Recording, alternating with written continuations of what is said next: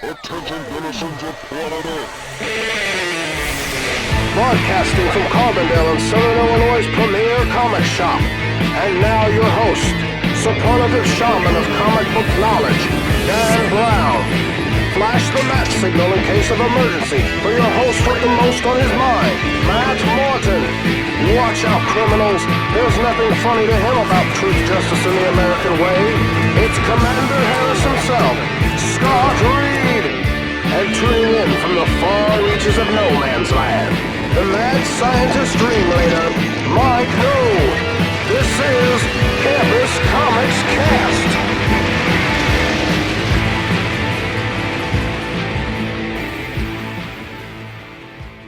Hey everybody, thanks for tuning in. This is the latest episode of the Campus Comics Cast, coming to you live. Sorta. We'll fix it in post.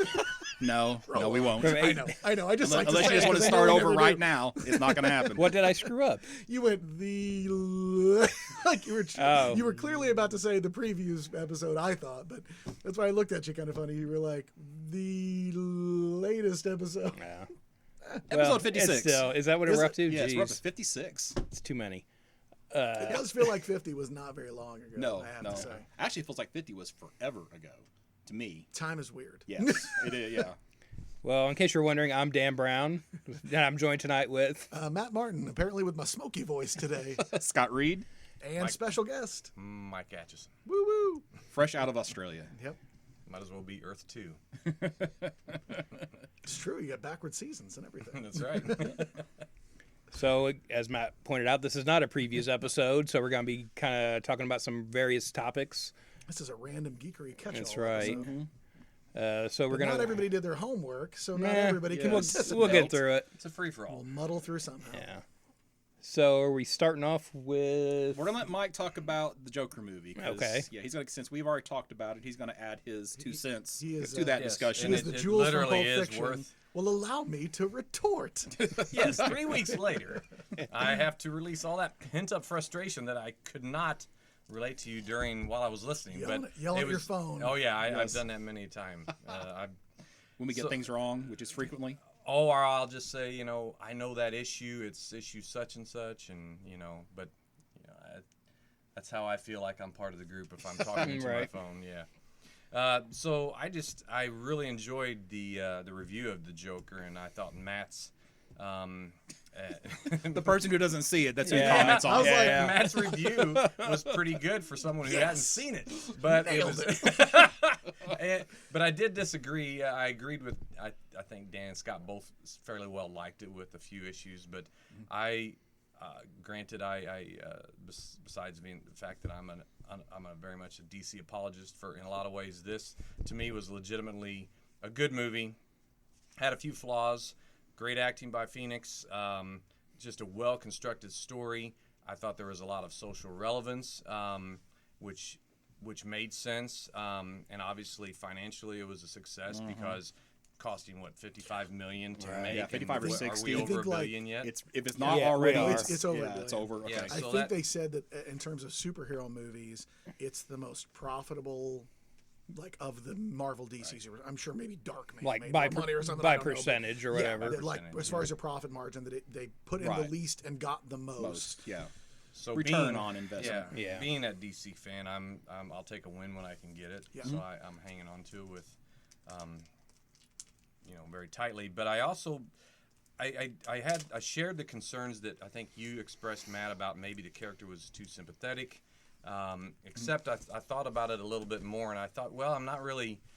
I think I was confusing my own what I thought was sympathy with really just an understanding and maybe pity for the character, and then seeing how I've seen a lot of in my line of work, seen a lot of mentally ill people that on certain days they are great. They are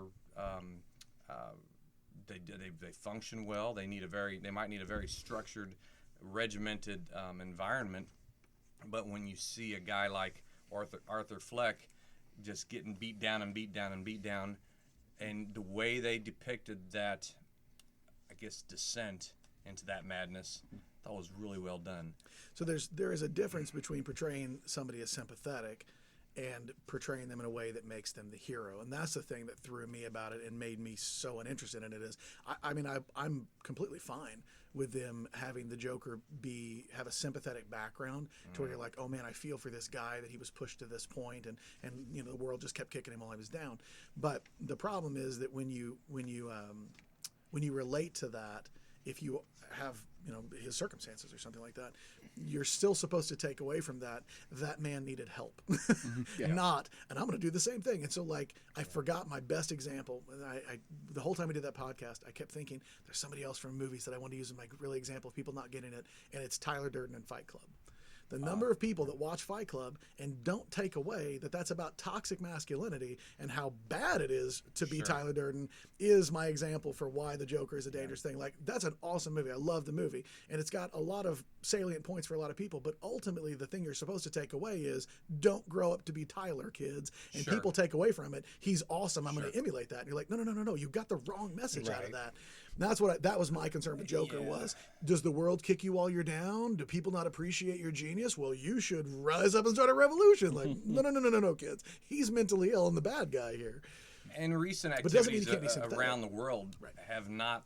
It's not lost on me. Yeah. I mean, all the last thing riots you want is and protests and encourage trust lonely me, I know white guys to peaceful be violent. protests can very quickly escalate into non-peaceful protest, and there can be faults on both police and the protester sides.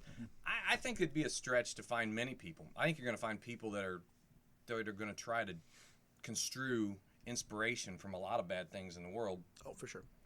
If someone construes inspiration from the Joker, well, I think they were already going to. They would have found someplace else. I agree. You're already mentally ill. Yeah. So, but anyway, that was my 2 cents, maybe 2.5, and it was worth at least 5 cents. Okay. Nickel. Bravo. Great. You upgraded the value of your opinion. Yes, there you go. That's how happy they are to have you. All right. So moving on, we're gonna talk about the new Legion of Superheroes #1 that just launched. Because man, we talked about it for so many podcasts in a row, right? Yes. Right. We've like at least 2 or 3 times we've talked about this thing. So, All right. So first of all, what everybody think? I enjoyed it. I thought it was a good introduction issue. I'm not a long-term Legion fan, so I thought this was a good opportunity again to jump on and figure out what's going on and be introduced from really a new beginning. So I like it enough that I'm going to keep reading it. So I guess that's, I mean, I don't think a whole lot happened in this issue. It is a lot of Superman being introduced to these characters. Yeah. There's a couple of points where I think there's something going to come of that one panel scene later on. We're going to see a lot more from that interaction, But yeah, no, overall I thought it was pretty good.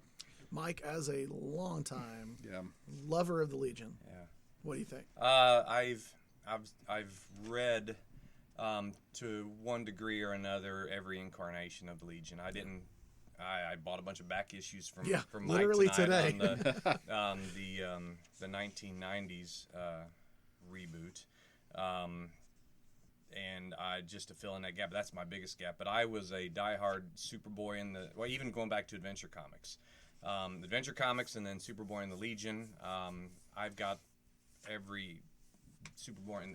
As soon as the Legion became a headliner or on the cover, I've got every issue, and then it became their own title. And I've seen it come and go and have ups and downs, but this is a rethinking that I have really enjoyed, and I can get into more details later, but I think it's probably a little bit more daring than some previous I can see that. That's fair. Of it. That's very fair. Brown? I liked it. The only time I've really been into Legion is the Mark Waid Barry Kitson run, so I kind of have a soft spot for that, and just the way that was handled previously with DC. They kind of got the short end of the stick when Johns came in. Yep. So, in the same way that Man of Steel is always my Superman origin story, that's going to be my Legion. And so, anything that contradicts that, you know what I mean? It's gonna stick for a little bit.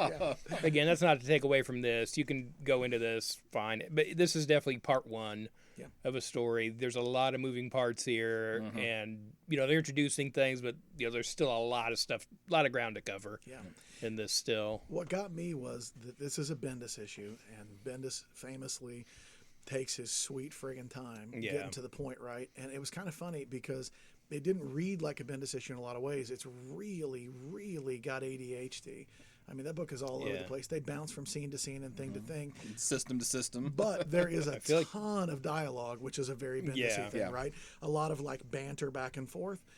It's almost hard to keep track of who the heck is supposed to be talking because there are so many people on any individual panel and so many word bubbles back and forth that it's a little sometimes hard to keep track of who's backsassing It'll whom. always be like that because they have 30 Right. plus Well, members. and because Bendis writes dialogue like that, it's always that interconnected. It's like a zipper, right? The bubbles go together, That's notched why the together. Legion usually would branch off into small teams Right, and little missions. right. You know, And I when think Levis we'll was writing. probably get more of that as the book goes on. One thing that I thought was interesting, and this is one of my more hopeful takeaways that Scott said, you can tell this is one piece of a bigger story. We talked about this on the last one, that clearly by issue 3 we'll be on to a slightly different story because that's where Damien pops up. So I think, too, we'll probably tie a bow on this opening story a little, but I do think that it's entirely possible we'll have like Wolfman Perez Titans or Claremont Byrne X-Men long form stories that get broken down across multiple arcs and build a meta story out of the smaller arcs, and I'm very optimistic about that. I think that'd be great. That's my preferred storytelling for comics. Yeah. Is a long story. Don't give me pieces 6 together issues and chop it off and then yeah. start again, which is the Bendis model of you tell these generally one and done 6-issue arcs. I mean, that wasn't how it was when he first started with Marvel. Daredevil and Ultimate Spider-Man were like that, but over time he sort of nailed down the 6-issue right for the trade format where every arc is supposed to be new reader friendly, so they kind of overdid it a little. Yeah. See, when I think of Bendis, that's what I think of as Daredevil. Yeah. So I always go back to that as the type of storytelling that he's going to give. And so if he does that for Legion, I'm definitely going to be in for the long haul on this one. Yeah. So. I think Sook is incredible. It's This the is perfect great artist for this, right? So 6 issues maybe I know. on that. Like there's no Well, way they've this is given long him a term. really long lead time, so I'm hopeful that we'll get at least 6. Yeah. I'm worried that we won't even get 6 before he Yeah. falls behind. So But costume. I don't think there's any design, I way- mean, I think that's some great stuff, and I really love that they have some racial, or you can call it otherworldly Ethnic diversity. diversity. I Yeah, mean, some of them it aren't from- looks, I think that is well done, and I mean, I haven't been this excited since Wade and Kitson's run. This is really good stuff. one of the things I thought when I read it was, next time I talk to Dennis, I'm going to have to ask him if he read this, because Dennis was, I remember when Johns did Legion of Three Worlds and the Lightning Legion stuff, and Dennis was super excited for more Legion, because like you, he wants that remembered it. old school Adventure Comics era kind of stuff. He wants the big team. He wants, knotted up stories like that. And I read it, and when I read Legion Millennium, I thought, nope, not for Dennis at all. But I read Legion 1 and I was like, oh, I actually kind of might like this. I think it will be too brief. It both is and isn't a Bendis book, right? Like one of the Bendis hallmarks is not much happens in each individual issue, but the overall arc is usually pretty good. And really, as fast as this moved, not much happened. No, I do like the fact that we're bringing in like Aquaman's trident, Oh and my it looks like gosh. they're going other like kind of hero icons and stuff like that. Because and that's somehow that's key to the oceans of the Earth, which I thought the depiction of New Earth was equal parts. Yeah. So that's what I was going to say. horrifying We and got to fantastic. talk about the cool world building stuff they did. I liked that a lot. I thought what Earth looks like, which is like multiple bottle cities, kind of, Yeah, right. all sort of like spiny Suspended. out from Earth was really a cool idea. And like his first instinct was to go back in time and fix it, right? Yeah, and they're like, yeah, we did that. That's what this is. Well, Jonathan is a great protagonist for this. I mean, a good narration point. I mean, He's a really good reader point of view character Yeah, where right. he's lost in all this too, and so it makes it not weird for them to explain things to you as a reader because they're explaining them to John. So Yeah. Do we want to spin off of this onto the second related topic? Or we got anything else to say about this one? Well, one of the moments I think is going to turn into something bigger is like right smack dab in the middle of the book. The last panel on the centerfold is where Rose, who was a major player in the Millennium story, she has this one panel where it's like, "Hi, Mr. Kent, my name is Rose. and then he tells her, "I'll be right back," and then we don't see her again. I thought that was interesting. Although I loved his exuberance because he's like, "Well, I'm going to explore this future world." Yeah, But I mean, that has to be like one of those things that's going to lead into something much That's bigger secret down the forever. road. Oh, yeah, for sure. Yeah. I mean, there's all different types of interactions like that. We're gonna get more with the Trident. We're gonna get more about how Earth got this way. We're gonna get more, from this alien race, And which you've I don't got know if that that's stuff at the end with the president. And Oh yeah. Madam Honor. I'm the only one of the group that doesn't have a lot of experience with Bendis, and I have been loving everything he puts out since he's been. There's been a few exceptions, but I didn't love think his he's- Superman, but I like his action a lot. Yeah. And Event Leviathan was. Did you read Event Leviathan? Yeah. It was okay. It Yeah. was, At the it end, was, I was like, I was a little bit of a head scratcher. At the felt end, too Bendis-y for me. That Yeah. the whole purpose of those 6 issues was to set up a different thing. Yeah. That's DC well- under Didio. That's what that is. Yeah, but that was Moving- also but it- that was also when- Marvel with Bendis and I Quesada. can maybe Yeah. accept- Every single thing just led to the next Right. thing. Like, what did Secret Invasion really resolve? Nothing. It just set up the next event. Right. What did that do? Nothing. It just set up the next Right. thing. I was so totally distracted though by Elongated's man's costume with the backwards E. It's anything he's worn in the past, including the first costume in Flash, was better than this. I'm just totally confused as to this. I even asked who's the writer Orlando. I've seen him. Steve at, Orlando, Yeah, I've seen him at Denver Pop Culture Con, and I asked him about that, and he just gave me the old shrug. I'm like, Jesus, man. But I do like that I think Bendis is right in combining or putting in that connectivity to the 20th century, the Age of Heroes. Because with that's really what Legion is lacking over and generally, Yes. because it makes it its own pocket thing, the side corner of the DC universe that, like, you're getting all these other DC books, you're gonna have somewhat payoff in that they all kind of tie together. Legion historically doesn't. Right. And so it's easy to avoid it. It's just brush it off and be like, well, that's another book I got to get. Well, I know we always go on know. about how hard it is, but of course, as the resident person who loves Valiant did that in the 90s. Like, they had 3 separate timelines of Valiant running concurrently. They had the ancient past, they had the present day, and then they had the 3001 or whatever, wherever Rye was, whatever century it was in. And all of those, Rye and Magnus existed in the way, way distant future of the current Valiant universe, and they interconnected back and forth between them. It's not like it can't be done. It's Right. just nobody has really ever bothered. You're right. And- DC just lets Legion be its own little sandbox. And you got to think, It's too, just whoever's connected. working on Legion's like, well, I can do what I want if I don't tie it into all this nonsense, and I don't have to worry about the crossovers necessarily. If I make you it know. complicated, they'll leave me alone. Exactly. Something else I liked was one of my favorite Legion villains has been Mordru, even though he's got a weird course he's weakness gonna in be the that first if he is buried or sealed in a vault, he's powerless. But great recurring villain for them, and he seems pretty tough in this. I'm really wondering who the Dr. Fate and the Yellow Lantern. I was going to ask about the Dr. Fate helmet. It was if that was Oh, it's Dr. gotta Fate. be. So The one I don't know think I about. saw is oh, there was a couple of panels with it. It's that big group shot on the basically the. Oh yeah, you're right. Yeah, no, it's Yeah, so surely he's it in is. the background here. If they're tying in like these artifacts and stuff like that, how do you not have here. Fate in Yeah, there? yeah, you're right. I just somehow missed that. But who's Well, the, there's only 40 other characters in the panel. who's Yeah, kinda like true. the female Dr. Phosphorus looking character. I thought that's interesting. It's probably Dr. Phosphorus. Could be. Phosphorus lass. And then you got this guy with the funny looking beard. There's 2 of them. I'm not even. Well, the other thing is don't know that some at of all. these might be pre-existing Legion Yeah, characters they've who just have just been redesigned or Yeah. gender swapped or race I've swapped. tried or- to do a mental crosswalk between past and Yeah. the current version. This guy looks like someone. I just can't figure out who it is. Kind of looks like one of those Kund warriors, but Block is interestingly different. But I don't want to dwell on this too much. But overall, I think the costume designs are great. Yeah, I do too. Do you, like we Suck also at have all those. Mon-El in here? Do we need Mon-El and It's the Super- first, yeah. it's the first thing I Superboy. thought when I saw him in that shot. I was like, oh, I guess But we do have lead is him a lot after more all. common than kryptonite. Dan. Right? Well, they need Superman whenever he goes back to his own timeline. that's So true. they got to still keep that character around in some shape, form, or fashion. Now, are some of these locations like Planet Gotham? Is that new for this, or is that previously Yeah, I existed? think that's new. Okay, I didn't know. And then like the villain that they're fighting here, It on almost- 4 or 5, is that That's Mordru. Mordru. Okay, all right. So I'm- Definitely a different look. Different Usually look. he's a giant wizard-looking guy. That's what I was Yeah. going to He's ask. a Does lord he of, look like a big of wizard? chaos. Yeah.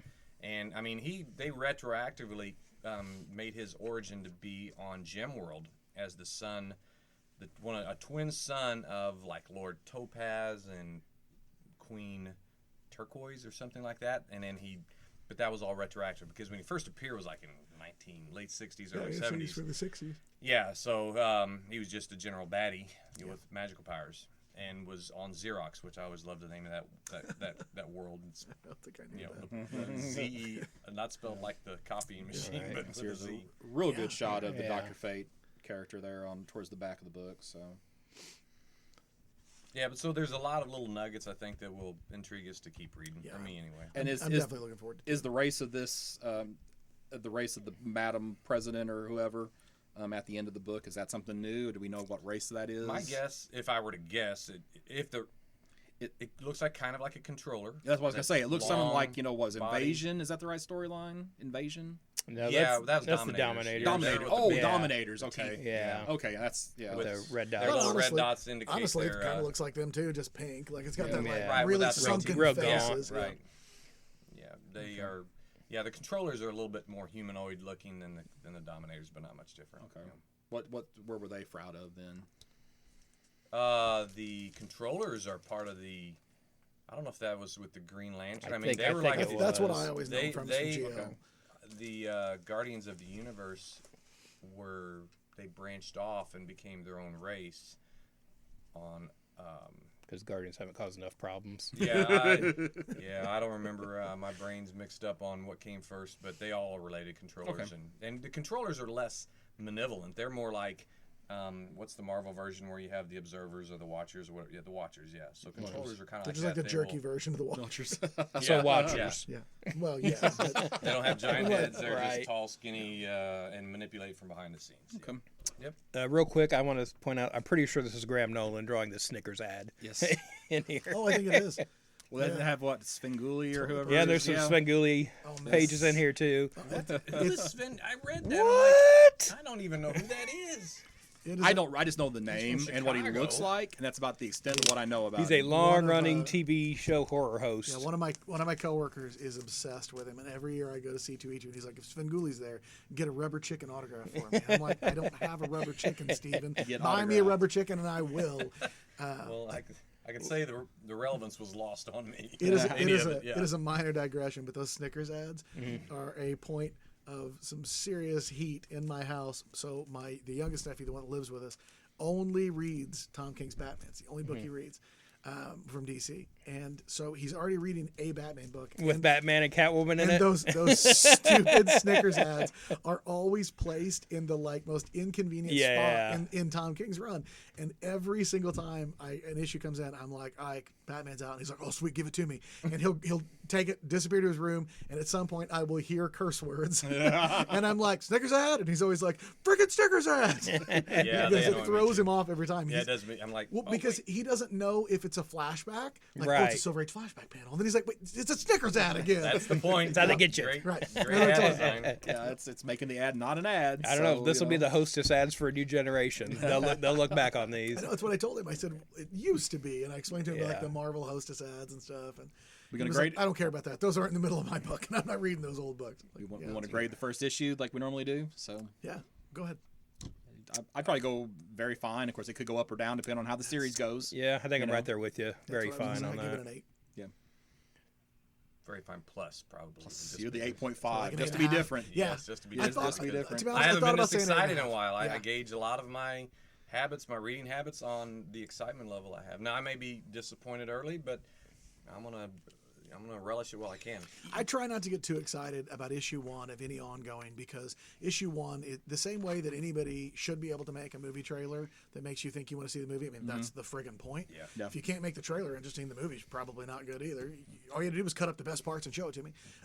So I kind of feel like issue 1s of ongoings are the same thing. If you can't give me some like, "Oh man, where is this going?" in Yeah. issue 1, you don't have much of a story here, right? So I definitely enjoy issue 1, but you need to give me 2 and 3 and 4. Show me you Yeah. can sustain that pace and that. I mean, I like that it's kind of clipping along. I don't want it to drag. I want to Yeah. get stuff done. Yeah, you've got too big of a cast to Yeah. make this Ultimate Spider-Man. You know, you can't sit there and pull that taffy on Bunch this. of blah blah blah can't You happen know. every single issue. And I think everybody has a character that if they're reading comics, everybody has a character that they're going to read no matter how bad the Oh, character yeah. is. Yeah. Like that's Captain America for me. No matter how bad the stories are, which fortunately they've been good. Yeah, you've been You know, really but lucky I'm- for the last year. Yeah, I'm gonna stick with it. I don't know. Is Legion that your book Uh, like that, Mike? instead, I was going to say, instead of it being an individual character or hero. It's always been a group. I always love the idea of Justice League is my jam, man. But this is a younger, hipper version of Justice League, and they're distinctly different. I mean, is different, even more different than Justice League was from Justice Society. I think the Legion is but I have a lot of nostalgia, a lot of good memories of those old Levitts and Grell and Cockrum and all those guys. I really love that. It's just got a really good legacy. It's a long-lasting team of teenagers. Yeah. Well, when this just reminded me, back when the Guardians of the Galaxy movie hit so big, there were rumors that there were talks about doing a Legion movie, and it's like, why not?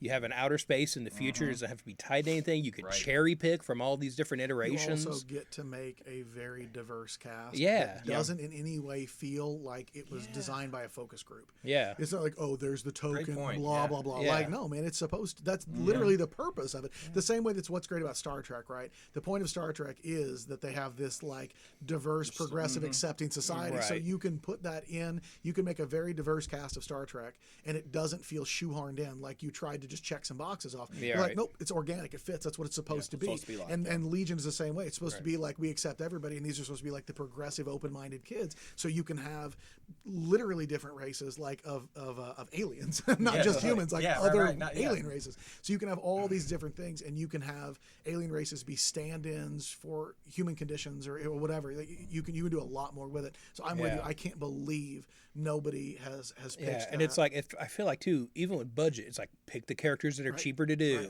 You But know? you can also let it be the same way that I kind of am excited about James Gunn's Suicide Squad, because you know that you're not getting all of those characters for a whole movie, but a whole lot of people were like, "Can I be in it for 5 minutes? And can I play this guy?" You could, and, you could and maybe do can I have a cool death? Right. Yeah. You could do so many little cameos. You could cast. You could take any number that's of supposed to Slipknot. tween kind of stars and just throw them in 5 minutes as whatever lass or lad, and then they don't have to be in it all the time, and it will seed you to then make later ones. I completely agree. I can't believe as excited as I am to get Mr. Miracle and the New Gods, I can't believe that came before the Legion. Right. Right? Like, really? It's so less of a guaranteed success than Legion would be. I just feel like Legion is a slow pitch over the plate, man, and nobody wants to swing at it. All right. Crazy. So who's going to educate me on 5G? Because I don't know anything about this yet. Atchison and I have Okay, got so have you been to Verizon?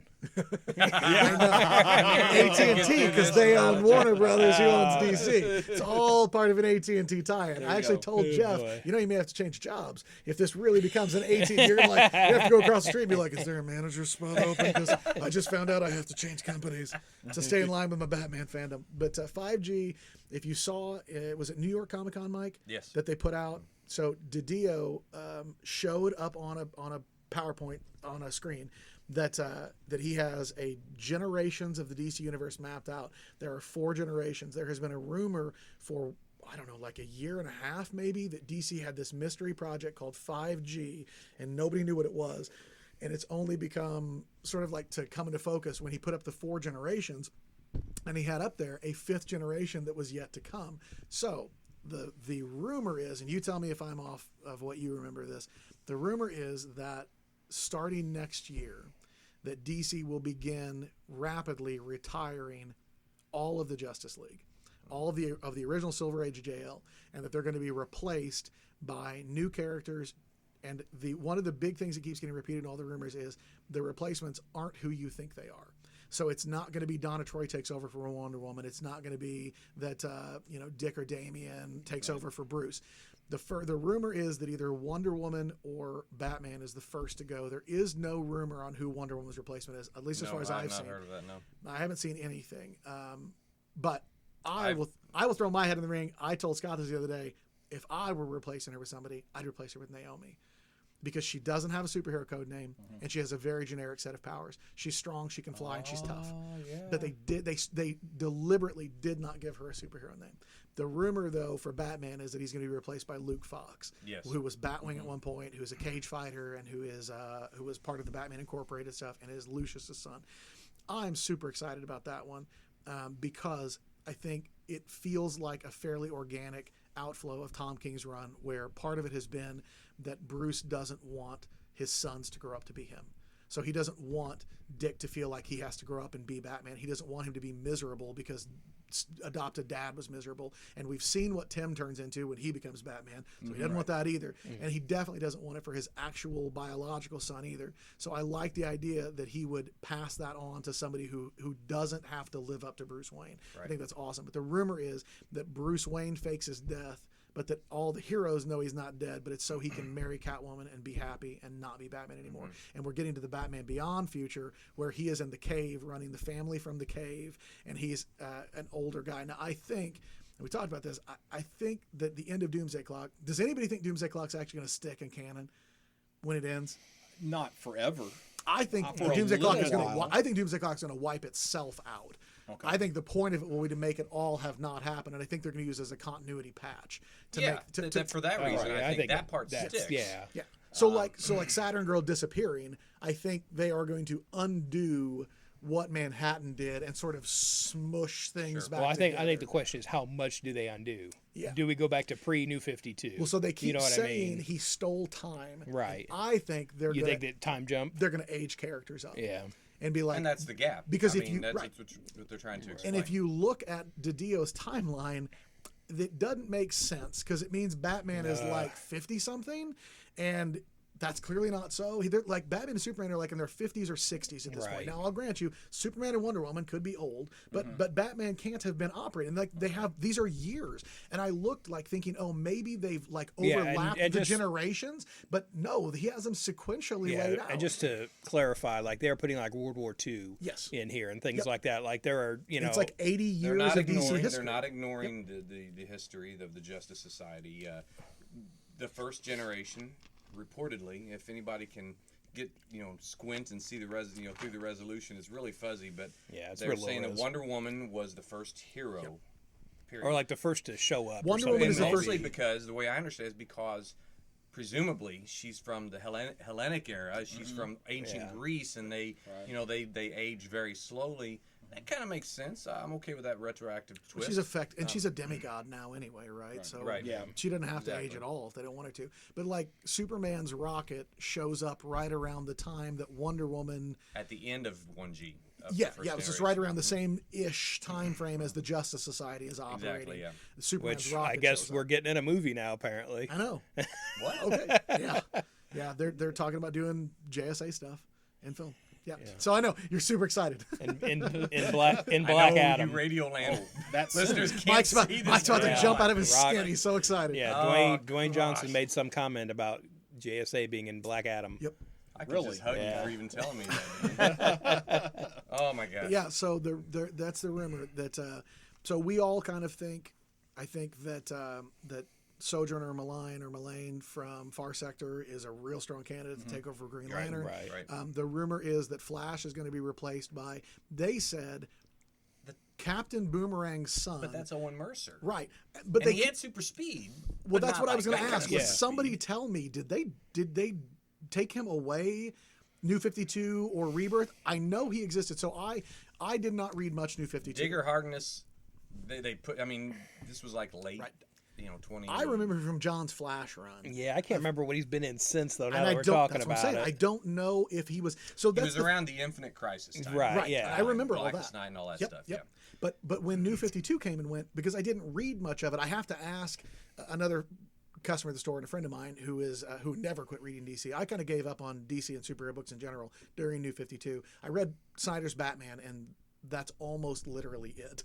I read almost no New 52. And other Owen than Mercer Snyder's was Batman. also a big. And I don't know who got retconned away or Right. who just was never mentioned. Yeah, because Digger sometimes- died right before. Yeah, New and Sometimes he when was New in 52 but then he's Identity there. Crisis. Yeah. Yes, Right, that was but also. sometimes then in he's New there. 52, there's this weird thing where it's like, okay, did they not exist, or did they just never address it in New 52? Yeah, there's so Because much some sloppiness things with New just 52. came back around We in need to Rebirth. stay It was with like, this Machina oh, with the that's how- doomsday clock to fix all that. 'cause, Yeah. like, Rebirth- it's just nobody explains anything. Yeah. in Rebirth, that's kind of what they did with the Wallace and Wally. It was just like, oh no, it was always like this. Okay, Right. sure, whatever. Like some things, they just sort of things that were different in New 52, they just waved a hand and they were back in Rebirth. And I read basically every DC book, so I don't remember Owen in Rebirth, but I don't know if he was in New 52 Right. mentioned He's not in been in any way. Rebirth, and Because he wasn't Captain in New Boomerang, 52 that Captain I'm aware Boomerang was of. alive again in New 52, Yes, though, right? the But again- original Because he was in- Digger Harkness was. He's But in again, Suicide Squad. if you're resetting continuity, you could just bring him back. It ain't Yeah. that big a deal. Owen Mercer is a You Jeff know. Johns creation, Yep. and I think he was good for the time. He fit into the story. Oh, yeah. I like he the was a good character. I do legacy too. character. I like that he But was I the don't know really what happened. what's better than my son has my rival's powers. Right. Yes, What is yes. cooler than that? That's a Yes. that's a great pitch Yeah, for yeah. Captain Boomerang's kid. But there also you mentioned I don't remember her name from Far Sector because I haven't read that issue yet. But they also said it could be Teen Lantern. But Yep. I think that's great. Yep. I think it's kind of unique. I'll If you tell you know something. anything about Teen Lantern, If they make Teen Lantern Green Lantern, that is a travesty because Teen Lantern is a brilliant freaking name. It And they need to is. keep I Teen mean- Stay Lantern with as the Young So Justice. if you're still supposed to have 2 lanterns per sector, Yeah. why can't it just be both? True. I don't know what I mean? why it's not Well, she Jessica. doesn't even have a real ring. She's just hacked into the power Right. battery. I don't know why it's not Jessica and Simon, who I really like. but- Yeah, but whatever. it feels real weird that they're kind of Simon, throwing them yeah, out but that's now kinda with like- this. Right. She needs to go back to her 3. I But like, yeah, I so like Simon. so that is a rumor. And the reason we bring all this up, long story long, is that there is a moment in Legion where they are talking to Superboy, and he says something about your dad's best friend, and he comments, "My dad's best friend is my mom," and they all awe and gross and whatever. But somebody says, "I thought his dad's best friend was the original Batman," Yes. and John says, "Wait, original Batman?" Yeah. And then they move on past it.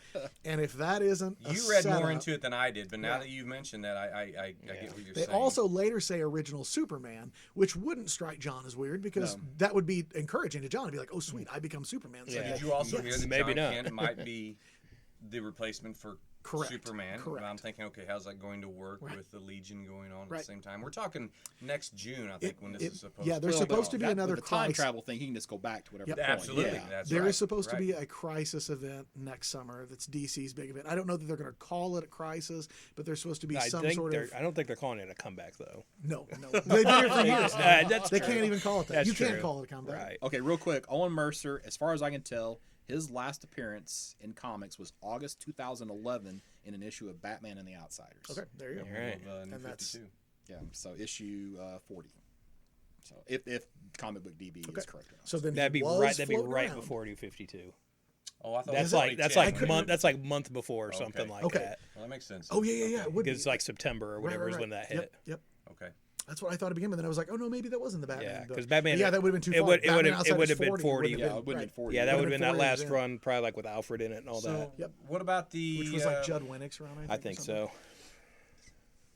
We talked earlier off mic about maybe DC learned from the competitors' Marvel Now issue with just kind of throwing all the new characters out there but not preserving the old recognizable characters. And how are they going to resolve that at DC, Matt? So the rumor is, so every time Marvel replaces an original character with somebody different, and it's usually to make Marvel's universe more diverse, which is, I think, an admirable goal. But my problem with it is always that everybody knows it won't stick.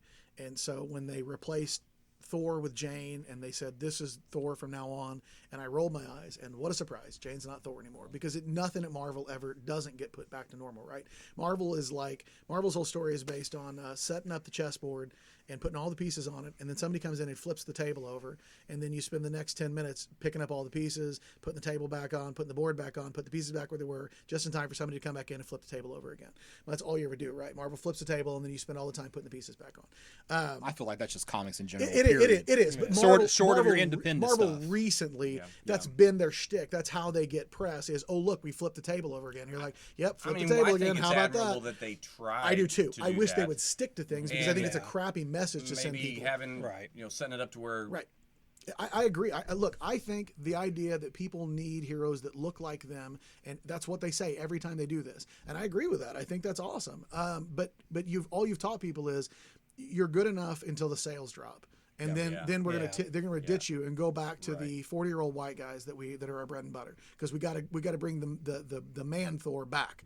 So not that I'm not happy to have Thor back. I'm fine with that. I don't care. But Jane Thor was really fun, Thor was and fantastic. That was really good. good. I loved it. when you change that stuff, you get to do things you didn't do before. But when I was reading Jane Foster Thor, I knew that was not forever. Oh yeah, no. No, I mean that at some point Same we're thing. going to go back when to Riri was Oh, Iron yeah. Man and Doctor Yeah. Doom was Iron Man, and when Doctor Octopus was Spider Man, and they're like, no, no, this is the status quo. Yeah, for now. Yeah. And sure, you know what? Honestly, Superior Spider-Man lasted way longer than I would have thought it would. It's like 3 years. Jane Foster Thor lasted a lot longer than I expected it to last. Jean stayed dead for a long time too.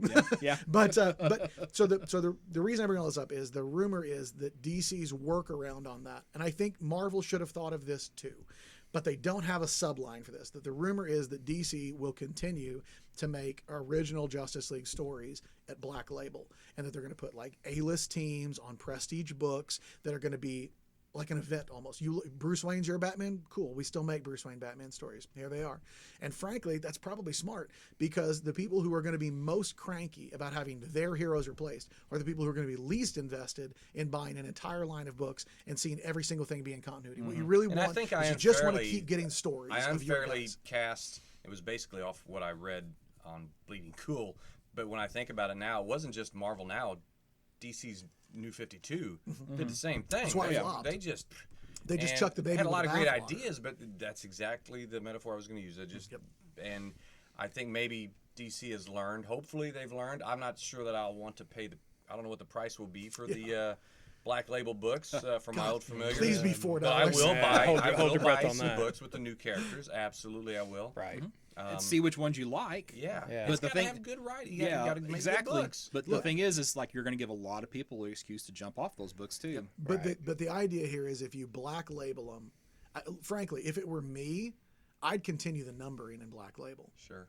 Because the thing that throws people is, well, my run is done. Oh, right. So I would, Good if jumping off Luke point Fox and would get a all that, Batman yeah. #1, and Batman 101 or whatever would be the Black Label one.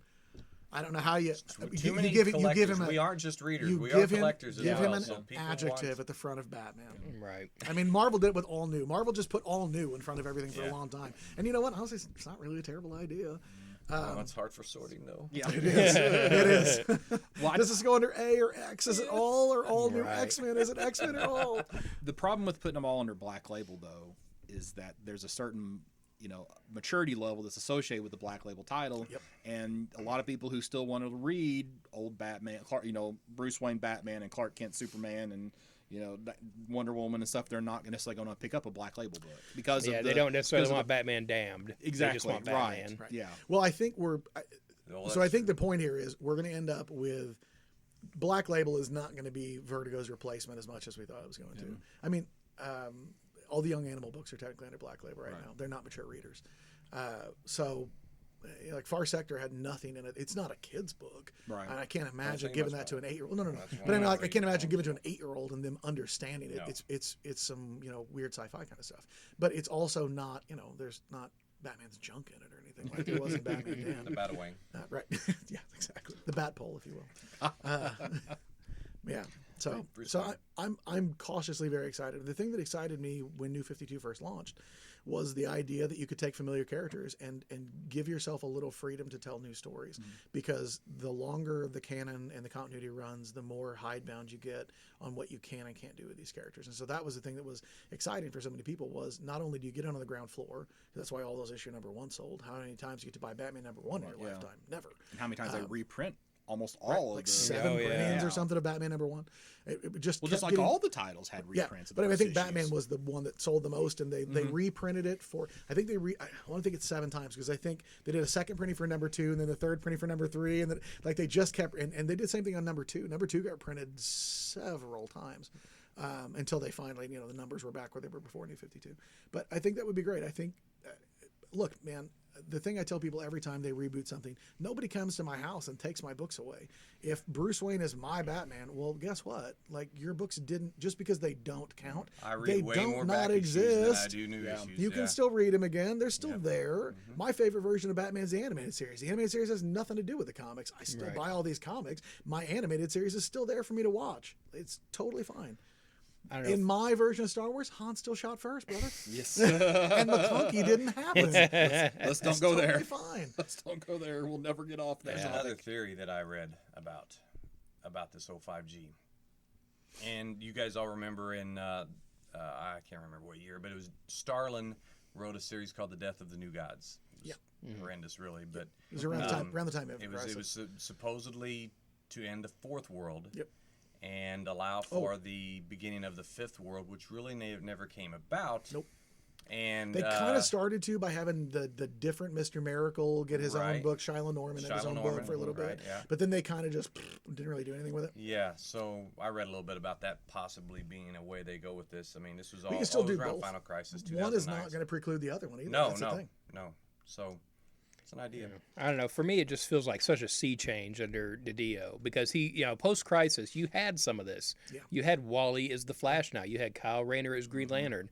And since he's, DiDio's been in charge, he's done so much to undo all that, saying it unnecessarily complicates the characters. Like his, rationale has always been, you have to explain Barry to someone before you can tell them who Wally is. Which is fair. But now, so now you've got to explain to people who Bruce Wayne is, who Lucius Fox is, but who the Luke difference Fox though is. Who doesn't know who Bruce Wayne is? Sure, but now you have that wide line, line wide, Yeah. I mean, it's definitely, but so to me, I don't know if they replace Martian Manhunter. Do you think the average person cares? Oh, probably not. The thing that I think is funny about this is I find it very hard to believe they're going to replace Aquaman because the movie just made $1 billion. There's no way. If you do, it'll be a more Jason Momoa-centric Aquaman, which they kind of already have. Yeah. Right. But that's what so it'll like, be. I Threw up guess in my mouth a little bit. Aquaman's days. Hey, speaking of Batman #1, 5 printings. 5? Okay. 5 printings. There you go. Plus, still a plus lot. variants. Plus Yeah, there's a ton of lot, variants. Yep. So I'm excited, cautiously. We'll see if it actually happens. let's see what it actually amounts and any to. of it actually happened yet. Yeah, or like what the actual books look like. This is part of why I'm so freaking excited. Mike and I were talking this before the podcast started. That December 18th is like the megaton bomb of DC publishing. There is so much stuff coming the week before Christmas. It's Doomsday Clock 12. Tom King's Last Batman, the first issue of Suicide Squad, the Watchmen companion. I'm trying to think of what else comes out. There's like the issue after Superman reveals his secret identity to the world. There's like 2 or 3 other things that are all like giant bombshell books all coming out on the same day.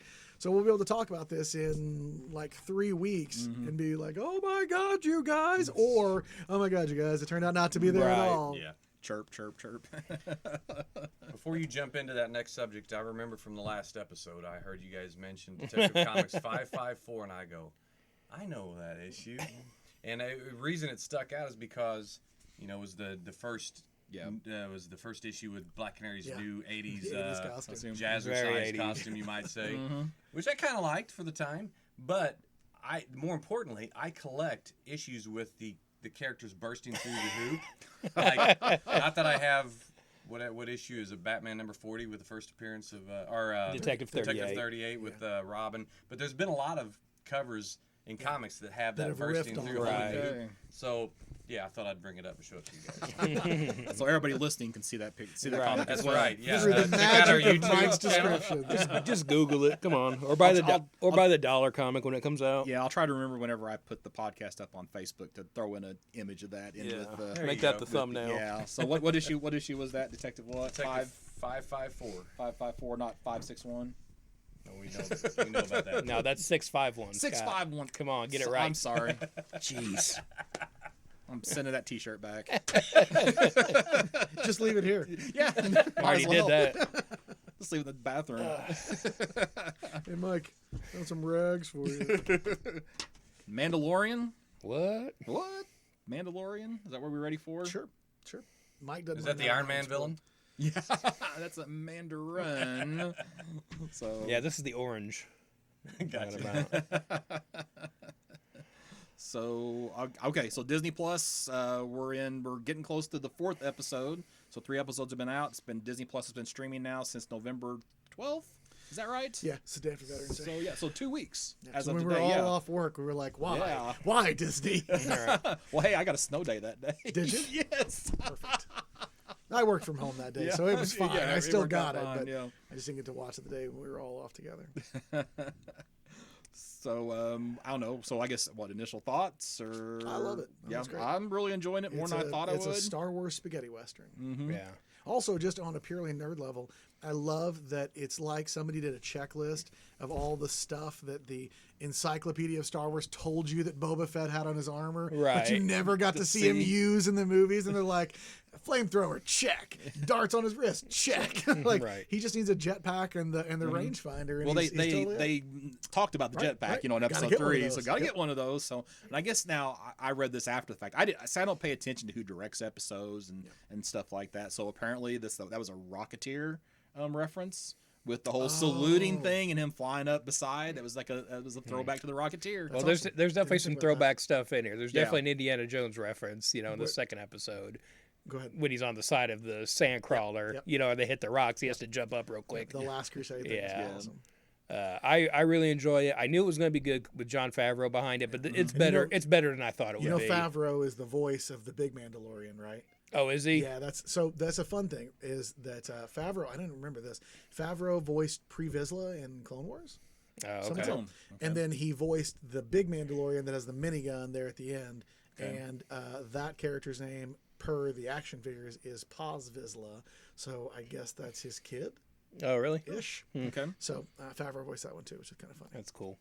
Yeah, no, I'm really enjoying this. I think it's really well done, and now they're definitely sinking some money into this because Yeah. I think they said, estimated like, 12.5 to 15 I saw million 15 to 20 per per episode. Yeah. Per episode. Oh, Yeah, wow. Okay. like it looks good. Like it doesn't look like a TV show. I think. No, But no, it again, looks really good. I thought it was going to be an hour-long show, and it has not been. They've been about 35 minutes. Yeah, It seems I pretty think the first one's consistent. like 42, First, 45. first one's right around 40, and then they've been just which a I little over thought, half an hour. even with that, I'm like, oh well, that's TV hour. That's you what know, I thought too. Oh, this is Yeah. so they can air it on ABC later with Yeah. the commercials. Yep. apparently Yeah, no, not. I've really enjoyed him. I also just like the little things that I'm sure everybody knows that his initial look is basically Boba Fett's look from the holiday special, and that's where that rifle. Yeah, is I from, love that too. weapon. Yeah. So the. Well, I know what the name of the rifle is. We won't say it because that's a little too nerdy. But continue on. But I love his ship. His ship is awesome. It's got the same kind of like junky hot rod feel that the Falcon has, and that was based on George Lucas's love for hot rods in the rods, yeah. 60s and stuff. Yeah, loved it. And there's so many quotable things. How many people don't give me this crap that you have not said I have spoken at least once since you started watching I that haven't show. because the internet instantly ruined that for me.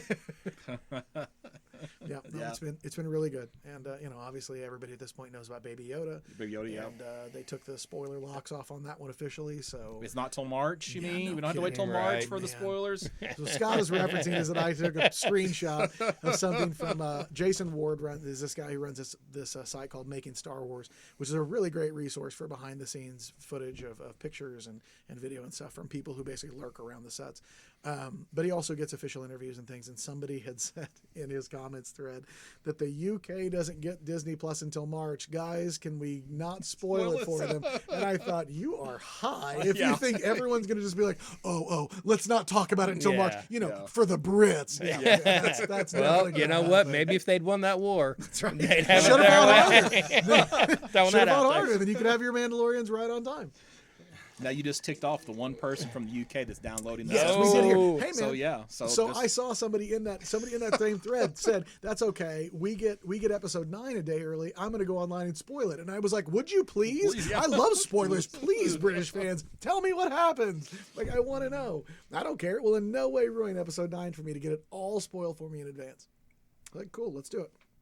I felt like some of the choice of actors just felt like the good old boys club, because you've got the one guy that was the speeder driver in the very first episode. Yeah. I only Yeah. know him as the geologist in The Big Bang Theory and as a stand-up comic. But it's just like, He is a stand-up comic. Yeah. My friend Brian, who worked here, is a stand-up comic. I will tell you the not appropriate for the podcast comment that he had when we get off. Okay, the all It right. was awesome. It's not a negative about this guy at all, Yeah. but it will offend Scott's delicate ears. If I bring this one up. So we'll just save that for after. and I'll have to spend time Yeah, no. editing the Right. podcast. So he's doing me a favor. I like as opposed to like just nerdy Star Wars Easter eggs. We're getting like actor Easter eggs throughout here. We've got Horatio Sands right off the bat. I thought it was really fun. Somehow my wife didn't know that Carl Weathers was in it, and she was so excited yeah. because she loved.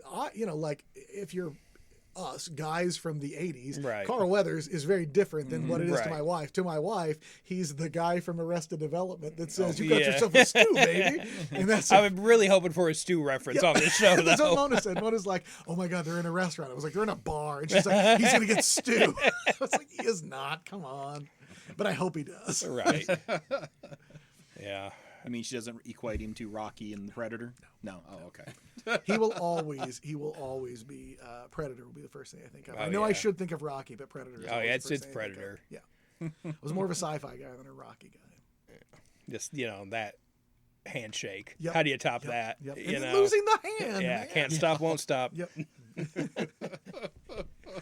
Oh man, I want to say the line and we can't because Scott's delicate ears. Blame me. That's fine. I'll take it. I'm all right with that. So we don't have a lot to say about Mandalorian other than we all really friggin' liked it, right? Yeah. All right. Now, okay. So, is anybody Deep have complaints? commentary, everybody. Okay. Here's my complaint. I feel like the Mandalorian is like the Fezzik from Princess Bride, where he can fight guys in groups, but if he goes on one-on-one with any animal, he loses. Well, It's just like he can't find an animal. It's true. He can fight hundreds of men and aliens, Well- but he can't find an animal. I mean, the that thing was pretty low-hanging big. door was Jango Fett's weakness. So, I mean, There you go, they all got their weaknesses. And again, I mean, I've seen people kind of complaining about this online. I think Gail Simone was one of them too, saying like this really undermines Boba Fett and like what this cool character was supposed to be able to do. yeah. You know what I mean? But I like that he's winning, but he is getting Yeah. the crap kicked Oh, out of him at yeah, every turn. for sure. Nobody beat Boba Fett up, but a blind guy knocked him into Exactly. a It's Yeah, all like Sarlacc, into but, a sand, well, we sand can't, rectum we or can't whatever. say what yeah. it looks like. We all know what it looks like. The pre and post special edition. Right. All we did How was many episodes have been all we out? did was change the gender. Three. There's Three- three three episodes. The is fourth now. one will be out this coming Friday, Friday. as we're recording on the 26th. I intend to watch it. I just haven't had a chance. You're gonna like it, and like we were saying, I think we stepped away. They're actually super short, Yeah. and the episodes really do just fly right by. Yeah, So like I watched them all again last night before we recorded this. this You know will what I in mean? no way surprise anybody that's ever talked to me about Star Wars, where I continuously hammer the idea that John Williams is the most valuable part of Star Wars because almost all emotion that you feel watching those movies is generated by the score, not by the script or the acting. But the soundtrack in this show is fantastic. Yeah, and it sounds like a Western music. Yeah, and it spaghetti Western deviates music, but enough- space spaghetti Western music. I think right? it deviates enough from Williams' work, Yep. but it does its own feels thing. different, but still feels like Star Wars. Yeah. It Uh, feels yes. like spaghetti Western. It feels like that woo woo kind of stuff. Yeah. But it sounds like somebody Like a ran it tribal through, kinda right. thing. Sounds like somebody ran it through a filter that was marked space filter, and you're Yeah, like, do or it. didgeridoo or Right. something. Yeah. But yeah, I'm really enjoying it. I'm way into it. How many episodes is this supposed to be? I think 10, but they're already recording season 2. Yeah, okay, because I was thinking 10, but like I haven't seen it confirmed anywhere or whatever. I don't know where I heard that. Almost positive it's 2. And yeah, because I thought they mentioned that when episode 1 aired, they confirmed that they were filming season 2 already, and I thought they said a second 10-episode season when they were cool. talking about it. But yeah, nope, definitely excited, and we'll be watching it into next year too. So, what do you think? Does he ever take his helmet off? Do they take it off? I was just on thinking the this? same thing. Have you ever heard of? And I'm going to be a lit snob for a minute. Have you ever heard of the literary Of the gun? concept, Chekhov's gun? It's Yeah, you think so? Chekhov's gun says, and it's from playwriting, it says that if you show a gun in Act 1, it has to have been fired by Act 2 or 3. And in playwriting, it's about not having unnecessary set dressing that distracts the audience. So you only show people the things that are relevant and that they only need to remember for the story. But it's since been just in writing in general. It's about stripping away the unnecessary bullcrap. It's like the old, if you ever heard, I think it's David Mamet maybe that says it. You get into the scene late and get out of the scene early. It's about like keeping things lean and not outstaying your welcome. Which obviously I do the opposite of that when I'm talking. So it's ironic that I'd be talking about brevity. So it's just like Judge Dredd's helmet. Yeah. There we go. Yeah, but I think there's no way. Well, Carl Urban, Judge Dredd's you helmet, go. not Stallone's. Yeah, there's no way. I you ignore bring the up- Stallone one, so There's no way you bring up that you're never supposed to take the Right. helmet off, and he doesn't take. The And I helmet feel off. like So the at least to look at the baby, right? right. I feel like too the heavy trooper, or whatever that character you said his name was. I feel like when he gets into it, he goes for his helmet. It looked like real quick. Yeah, yeah, You know I what I think you're right. mean? I think so. Somebody brought up online that if you watch Rebels, Sabine is in one of the characters in Rebels, and she's a Mandalorian. And she got her helmet off all the dang time. And within the Star Wars EU, the one thing that Mandalorians love more than anything else is fighting with other Mandalorians about what it means to be a true Mandalorian. The general consensus of fandom is that our Mandalorians tribe are like hardline fundamentalist Mandalorians. They're like, we follow the old ways kind of guys, not like maybe Sabine's like from a more modern. Well, I feel like the progressive armorer's Mandalorians. outfit kind of leads into that too. It looks like an older, like ancient sort of version of the and armor. even like the blacksmith's looks like a Spartan helmet. Yeah, right? exactly, It's with got, the like, spikes and longer all that. mask and the spikes on it. Yeah, I do love that they're like playing around with the design because you immediately know that's a Mandalorian helmet, but they all kind of look a little different. In Yeah. the way And the I colors keep and seeing like little like sparks of like other bounty hunters. Like there was one like their under thing looked like Bosk, you know, and there was another one that like I thought at first, is that supposed to be Boba Fett? You know, because of the coloring and stuff. You know, so that they're you know paying a little bit of tribute to some of Depending this on stuff. which EU. I saw online today Dave Filoni, who ran Clone Wars and directed the pilot, was saying that it's possible that Boba Fett could show up here. Yep. So I mean they've done He's- enough stories where he got out of that He's pit. come back to life in every You version know. of the EU except the most recent one, right? I haven't read any of the new EU stuff. I can't remember if he's alive in this one or not. couldn't tell you. But he was alive in the old one. He was Yeah. alive in the Marvel continuity. I mean, he died again in the Marvel continuity, but he did come back out. Yeah. So, I mean, he's a dude with a jetpack and a hole. Figure it out. It's Right. not really that complicated. Yeah. So, like, how will I get out? I wonder. Well, I don't know, How man. did I not get out immediately? Right. So, He was just like, I'm Why just did gonna the chill light- out. also, he's got a freaking grapple hook. Yeah. You've got two ways out. So, like, just climb. But yeah, I'm very happy with it. Yeah. I really like the concept art over the end credits too. I thought that's It really looks cool. like Ralph Yeah. McQuarrie art. Yeah. too. Yeah, that's They've really intentionally made it look like McQuarrie art. My wife asked me when we were watching it. She was like, "Do you think this is the actual concept art for the scenes? Like these are the storyboards?" And I said, "I think they've painted them after the fact to look like it." Right. But I'll be honest, maybe some of it is. I mean, you got to think they're going for that tone. They might have artists now who just Right. like, hey, this guy does Ralph McQuarrie, get him in here. Right. You They know, very kind well of might thing. have said, "Hey, let's do it the same way. Let's do." Yeah, because let's they're do definitely painted looking at older storyboards. things. If they're looking at the holiday special, referencing Life Day and the rifle and everything, it's like they're going Them old even school. mentioning Life Day was just Yeah. crazy for me. So That's Star Wars Christmas for the Yes, record. yes. Obviously, Yeah. it's a holiday special. All right, so Which Watchmen. everyone's losing their mind about it being in canon now. Well, with this. some of it. Yeah. is, Do you think it's in the contract that they can't release that? I think they own it. You don't think he signed on the dotted line like, hey, you guys can't release this, I or doubt it. you think so? What? I mean, look, if you were Disney, if he said you can never release it, I'm keeping that. Would you have said we walk away? Yeah, You exactly. know, you'd been like, whatever, But, George. Keep your crappy holidays. the other thing, too- Disco Star but Wars. hey, but still that has the first appearance of Boba Fett. It does. So I kind of want that cartoon, just the cartoon, to be know. a special feature on the Mandalorian Blu-ray. While we're on a side tangent about Disney Plus, don't you want to watch Ewoks and Droids again? Yeah, where's that Where at? the hell are those? And where are the I Ewok don't wanna watch movies? those again. I haven't seen them since I was like 4. Yeah, I'm not I saying never I saw want to them. watch the whole season and marathon it, but I don't even remember it very well. I remember the theme song to them more than I remember the. There's some weird things that are absent on here, and again, it may just be like, hey, we're gonna add this later, or there could be other. I they can't got- imagine there's a streaming commitment for the you gotta- Ewok movies. You gotta have something to roll out as Exactly. an ad whenever Yeah. subs start to dip a little. Like Well, when but they've got so much stuff that's still in the works. They've got plenty of things to add down the road. You know? Right. We don't have any of the Marvel stuff yet. So. yeah. But I figure the things, if you look at it and you're like, where the hell is blank? As long as it's not Song of the South, I feel like you're going to get that as like the thing they use to sort of paper the gaps in between. I got to tentpole watch the releases. Black Hole again. That was exciting. Oh, is that on there? It is on there. Yep. I forgot to look for that. I did look Yes, at all it's there. of the, It's there. I was like, oh my God, Pollyanna, Apple Dumpling Gang. Like, there's all this stuff that I watched when I was a kid. The live action Disney. Oh, Treasure Island. I don't think my wife's ever seen the Disney Treasure Island, and I love it. So I'm really excited to watch all that again. Oh, I watched Incredibles. Well, there you Had go. you never Finally- seen it? Nope. Oh my God. It's the best just Fantastic Horror movie Watchmen. ever. It is. It is good. It's generally one of the better superhero movies made Yeah. too. Oh yeah, it's really good. Better than Aquaman. But most of them are. Jab, jab, jab. Except for maybe Dude. Suicide Squad. Okay, Do Mandalorian. we need to rate it? Do we need? Yeah.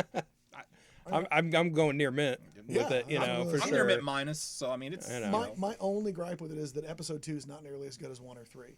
And 2's really good. Yeah. But it's not nearly as good as 1 or 3. Like 1 or 3 are like 10s. Like you knew it was going to and- be BS with that egg, though, right? Yeah. It was a filler. It was a filler, you know. So I tell you what, my dog was really intrigued with the Mudhorn. He kept looking up at the screen when that thing was on there. Do I need to fight that thing? Yeah. Because we have to worry about this? Yeah. I agree. and of I'd course, give it a- Mike can't, Comment. you know, rate it Comment. because you know he hasn't seen it yet. Yes. He's gonna Very have delicious. to leave the room in a minute, and possibly Dan too. 'cause Yeah, we're rolling on whatever. the Watchmen. I have papers to talk Oh, about man. Watchmen, so I don't know. man. Do we need to hold off on this? Talk Now about go ahead. Watchmen? I'll pull my books for this week. They're already pulled. I already did it. Well, I'll And pull the ones you missed. I did probably miss that Fantastic Four if you want that. Probably. Oh I'm okay Because with Mike being did spoiled, that I for you. think. I thought Well, okay, so a lot I want to talk about on Watchmen is they put up on HBO's website basically, PDpedia? yeah, the PDpedia, I haven't read any of it. which is it's just so cool. So like basically in Watchmen, you know, at the end they have like all these newspaper articles and stuff that was, you know, like some of the Clippings backstory and and- right, clippings and stuff like that. This is that backstory for the TV show. Yeah. So a lot of this stuff is not, you know, specifically addressed, but you just you wonder, well, like why is technology so weird in Watchmen as you're watching? Yeah, it? I was really And- glad that you read it to tell me that, because that was one Yeah. of the things that I was most. I mean, I'm not complaining about it. It's the kind same of a way, cool, it's the same like, way that I setup. don't care that the Batman animated series has computers and blimps. Yeah, I don't right. care. Like stylistically, it makes it really fun, but it makes you wonder why the hell, you know. So I was really glad that you had caught up on the PDpedia stuff to tell me that there is an explanation, and I'll take any explanation. Oh, I yeah, don't care. yeah. And you know, I'm it's- not like nitpicking the reason. It's just like, oh, they did think about it. Very cool. All right. And it's like, and I'm actually amazed about some of these things that, you know, okay, like they have the movie in there, the Trust in the Law movie. Yeah. All right, which is actually, now the movie's not real, but it's actually based on a person who was real. So really? there actually The Bass was, Reeves thing? yeah, there It's actually based on- was a Black American his name was, and the funny thing is his name was, I gotta find it here, Bass Reeves. So if you go online and look him up, he actually was a lawman around the time of the Civil War out in isn't it? Bass. Okay, BASS. Okay, Bass Base. Okay, Bass. All right, Bass Reeves. So he actually was a lawman. Actually Scott had plays lots bass of arrests. drum. You know, so that actually was pulled from legitimate history. I didn't know that. So yeah, well, I didn't either. Yeah, so I mean, I knew the stuff. That's funny. I knew the you know, the Tulsa The stuff, Tulsa but massacre I thing. didn't even think to Oh, the look Tulsa, up. yeah, that's Yeah. a, Yeah, I didn't think to look up whether or not Bass Reeves was a real person, because I just sort of assumed because it was presented in a movie. Tulsa that race was riots were very much what you would call buried history. Yeah, and this Uh, and that like, they weren't deal ad- with that in weren't this. addressed or even acknowledged until like the 70s or something like that. What we said. At Well, it's best. been off and on periodically, but at this point, most people who were involved are now dead. Yeah. For the So- extent that what occurred, I think it wasn't touched on really until the last 20 years very well. Yeah. So you know, you have some people going back and you know, So you haven't watched it at all, right, Mike? No, I have not. Oh.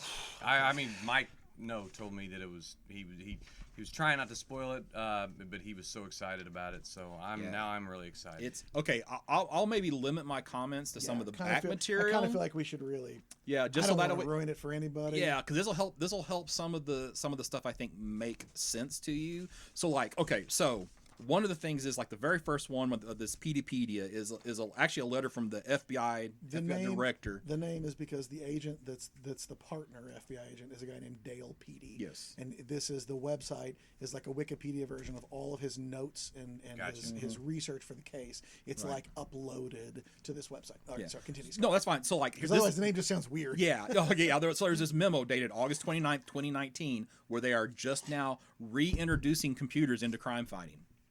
wow. So they've gone because basically what happened was So this story occurs present time. present Yes. time. So it would be in our present, but in the alternate in their- timeline of the Watchmen. In their world, Mm-hmm.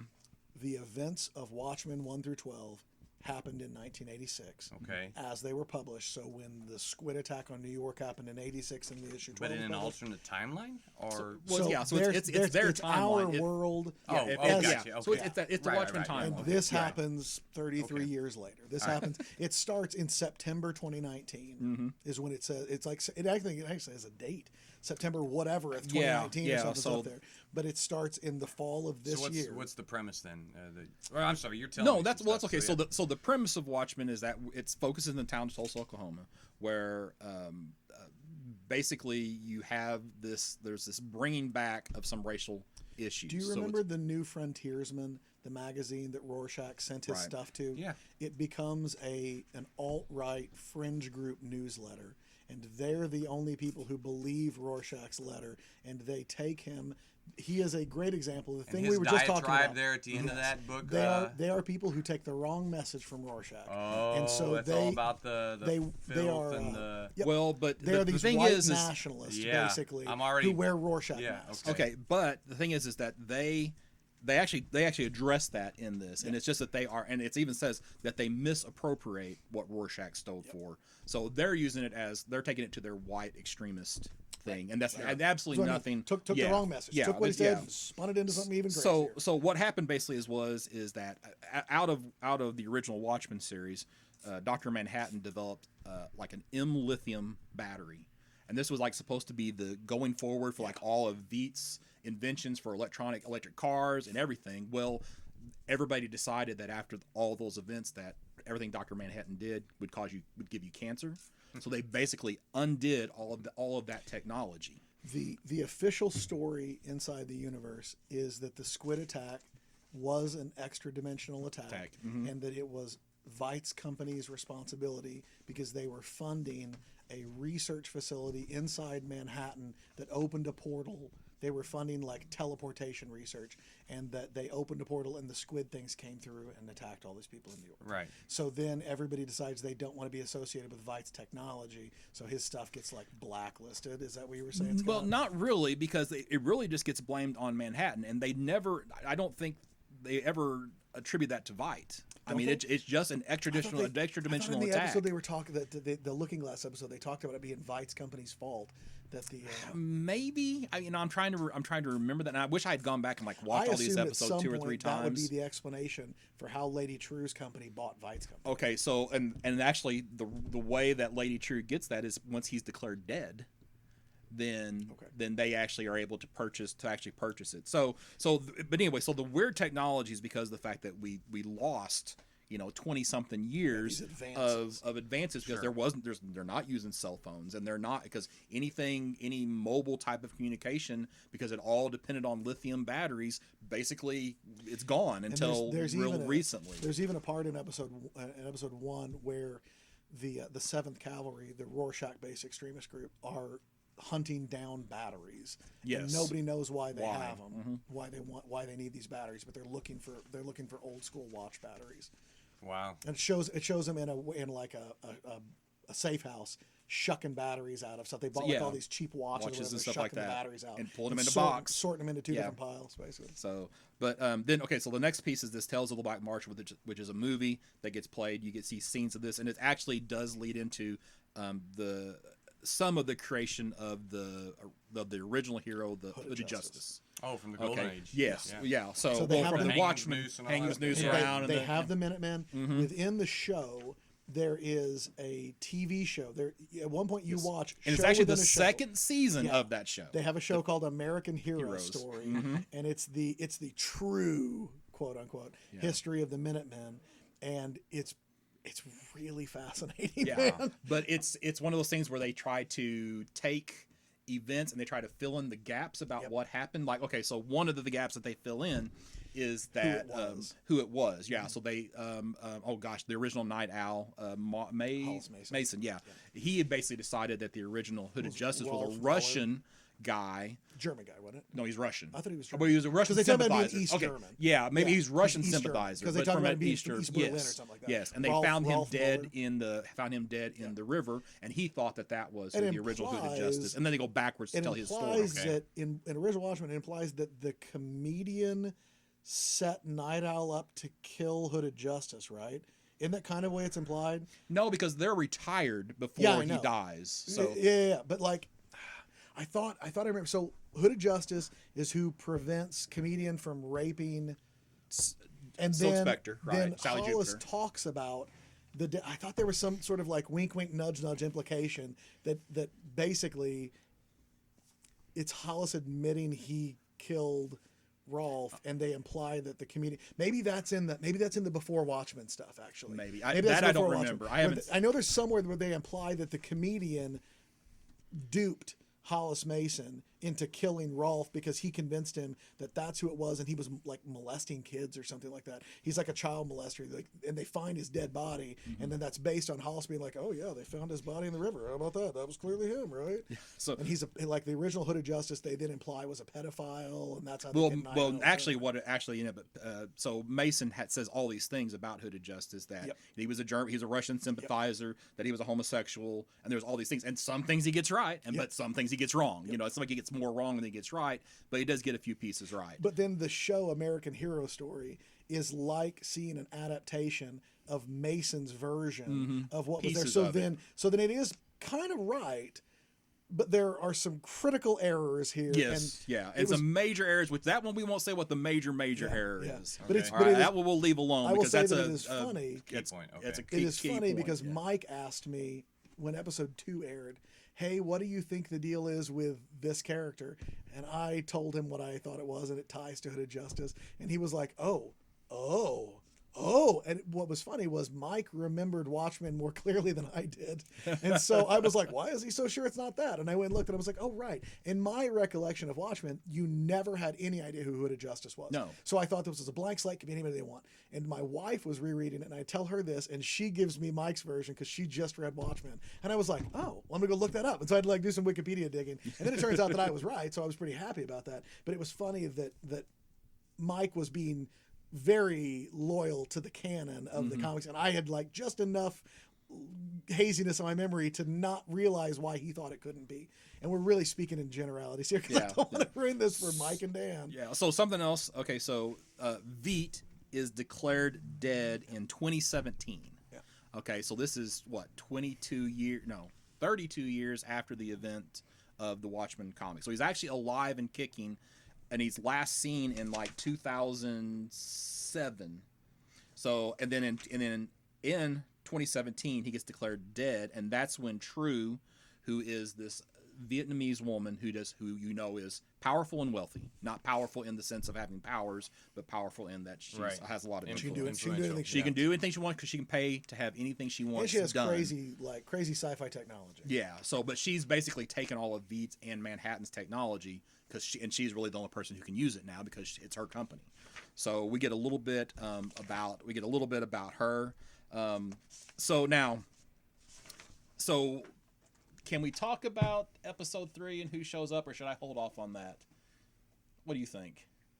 You think that's a big spoiler for these guys? I mean, I don't know. I feel like the listeners have seen it if they're listening this far. Okay. Well, the thing about it is that so Silk Spectre from the comic shows up in the 3rd episode. Lori Blake. Yeah. Okay. Yeah. She's an FBI agent. Yeah, she's an FBI agent. Well, okay. So what happened in her past is that she got there was the Anti-Vigilante Act. So her and Night Owl come back, and then they actually continue their crime fighting, even though it's illegal. She actually takes on her father's last name, which is Blake, so she becomes Lori Blake instead of Lori Juspecic. Yeah. So she came to terms with being a comedian. Yeah. Once she learned, she came to terms with that. Okay, so when they got arrested, is they stopped the Oklahoma City bombing and stopped McVeigh. So that was the point where they got arrested, and that's where she then, as part of her plea deal, becomes part of the Anti-Vigilante Task Force.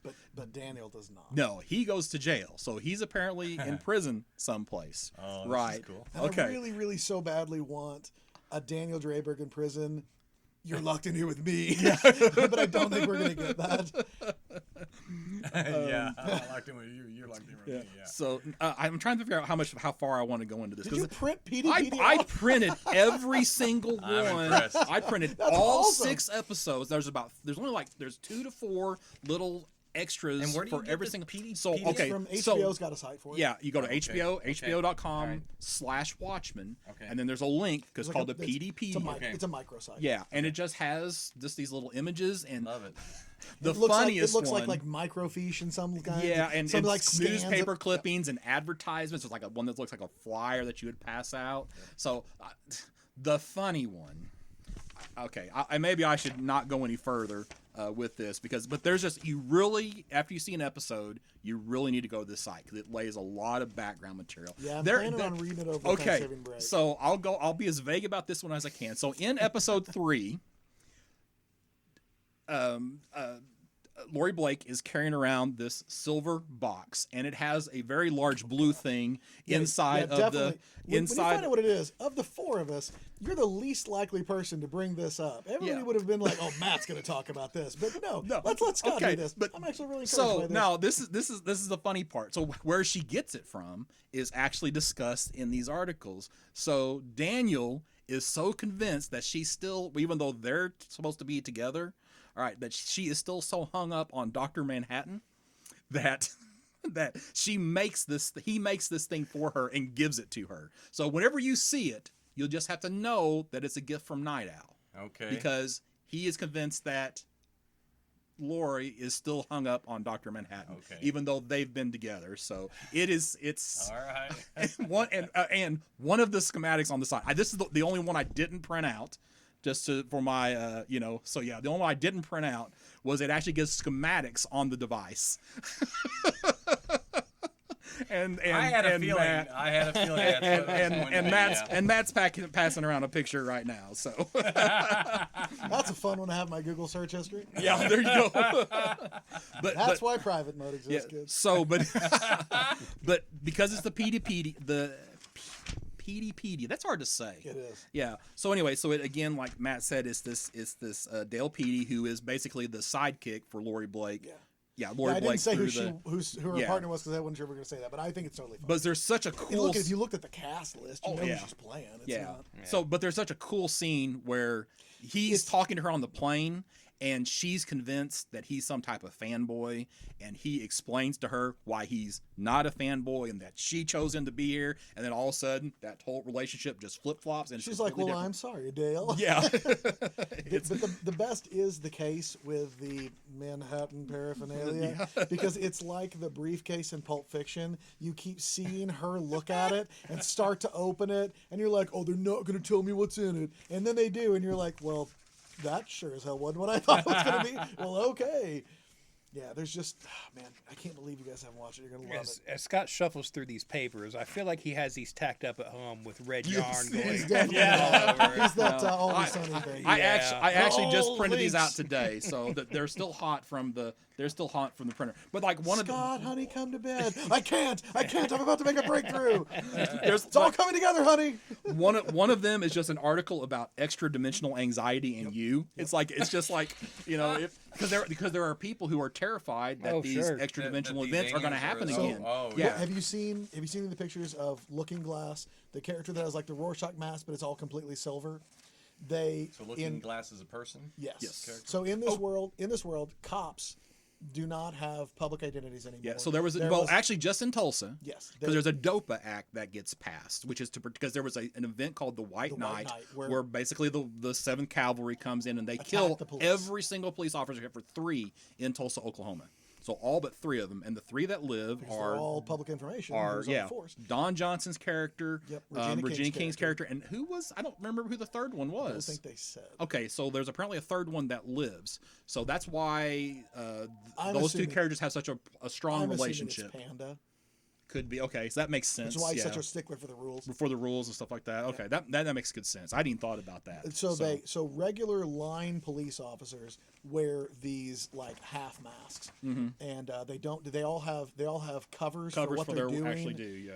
But it seems like they're like detectives get to have superhero identities. So Regina King's character, Angela Abar, is Sister Knight, and there's a Russian guy called the Red Scare. Which thank you, Dan, for resolving that has in fact been used.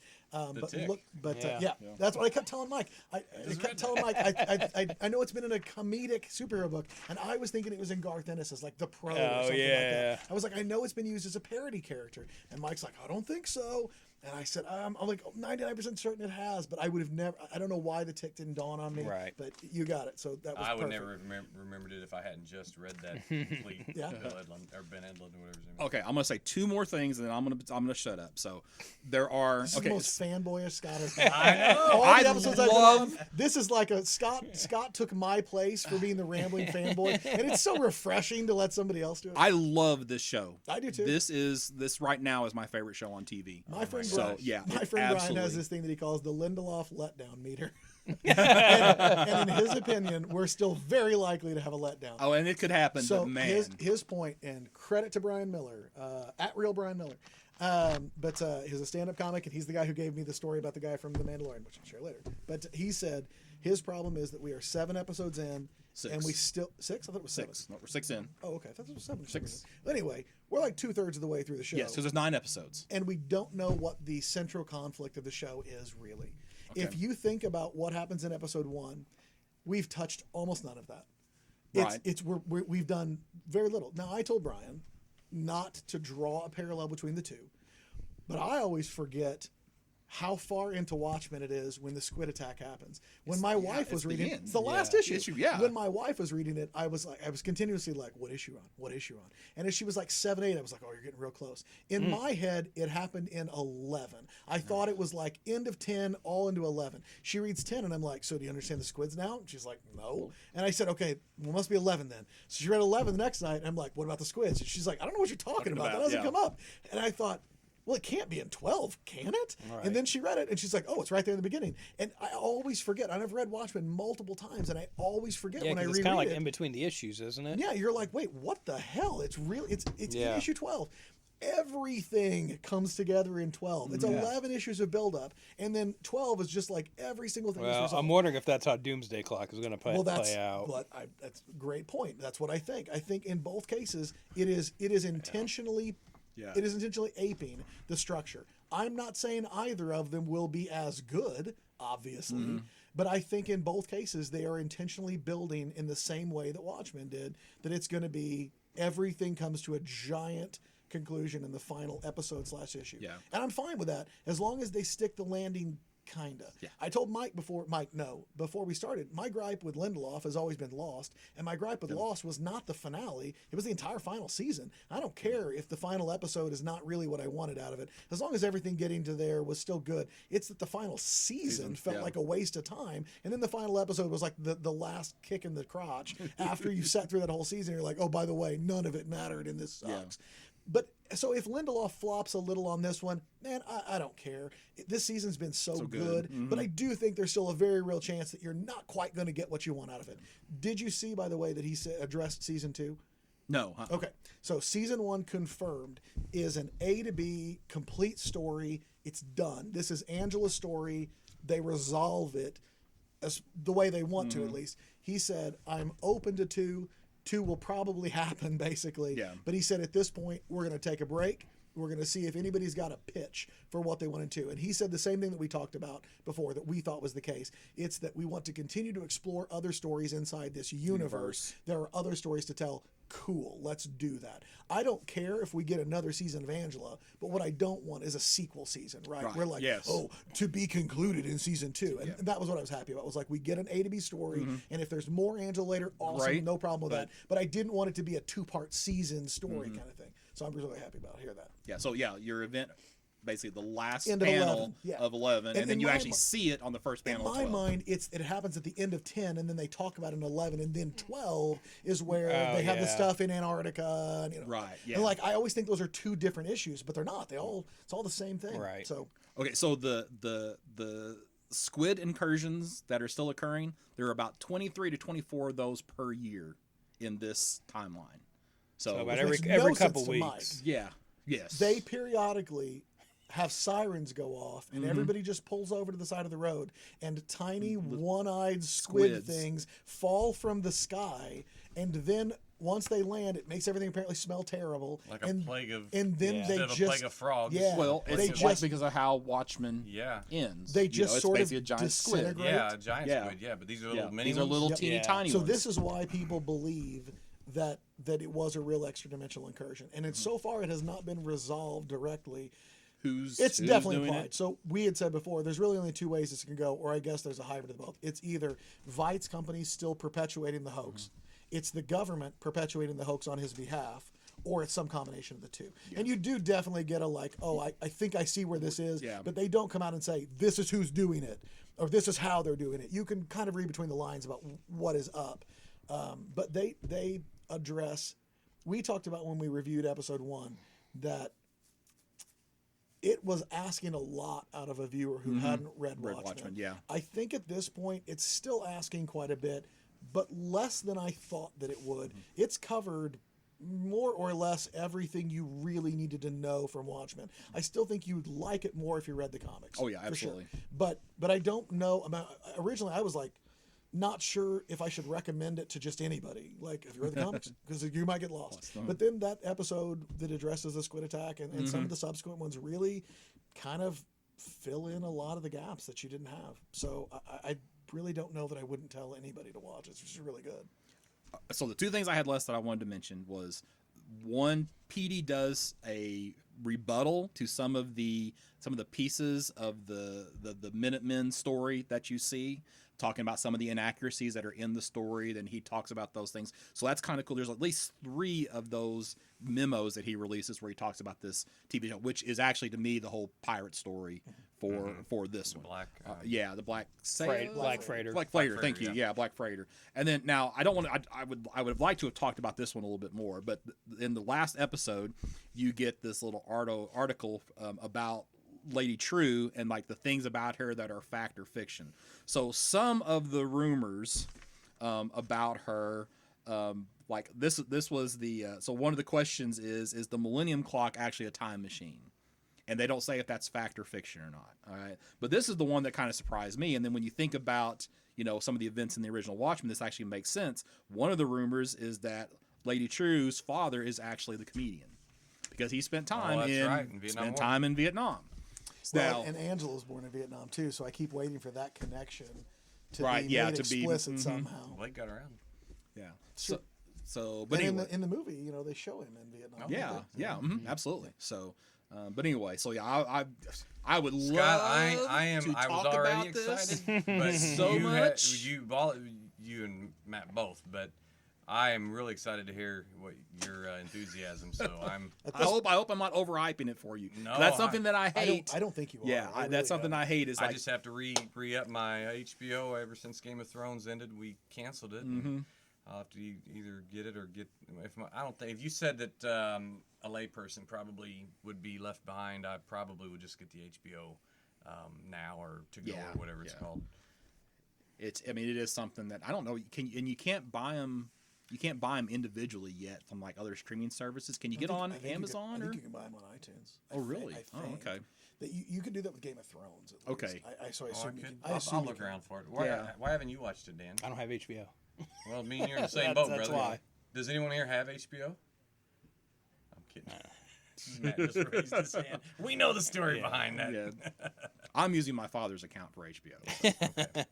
So yeah. So it's in the family at least. Yes. So okay, so I'll be quiet about that one, but it's so good. I'm enjoying this show so much. I look forward and to it's just like it's different. So like the thing about the Mandalorian is like to me the Mandalorian is a popcorn show. This is intense. Oh, I agree. I mean, it is you've got to pay attention. This is freaking destination TV for us. Yeah. I mean, like I love the Mandalorian, but if for some reason we couldn't watch it on Friday, I wouldn't be like go radio silent on the internet. I don't want to be spoiled. Yeah. But if we've been watching it with the boy when he comes home from work and he works on Sunday nights. That kid who reads Batman with me, so I can get him to watch Watchmen. And he did read it. I forgot he did read Watchmen on my Comixology too. But he works on Sunday nights, and every time when he leaves on Sunday, I'm like, "Hey, are we waiting on you for Watchmen?" And he'll be like, "Well, you don't have to." And I'm like, "What time are you gonna be home?" And he'll be like, "Well, I'll be home." So we've been usually watching them around 9. So I have to tell people like, don't freaking text me about it right now. And a friend of mine said, "Holy retcon, Batman!" And I was like, "Damn it, man! Like, I don't care about spoilers. I love spoilers, but like, I'm only waiting like 40 minutes. Like, just give me a second, would you?" So I was like, "Bro, hold up." So we've been watching them with him because if he were to say like, "Oh, I'm going to be home late," we'd be like, "Well, listen, man, we got to go on without you." Yeah. And he's currently visiting his grandparents, and we went on without him on Sunday. We're like, "I'm not waiting a week." I'll watch it with you a second time. Yep, that's what I was like. You can watch it on your phone or something out at your grandma and grandpa's, or we'll watch it when we come home. Yep. You pick. Yep. But I'm not waiting. I will happily watch it again. But yeah, I'm watching this every Sunday night. That's why whenever everybody else goes to bed, I immediately go hit the couch and watch it. It is an awesome replacement for Game of Thrones.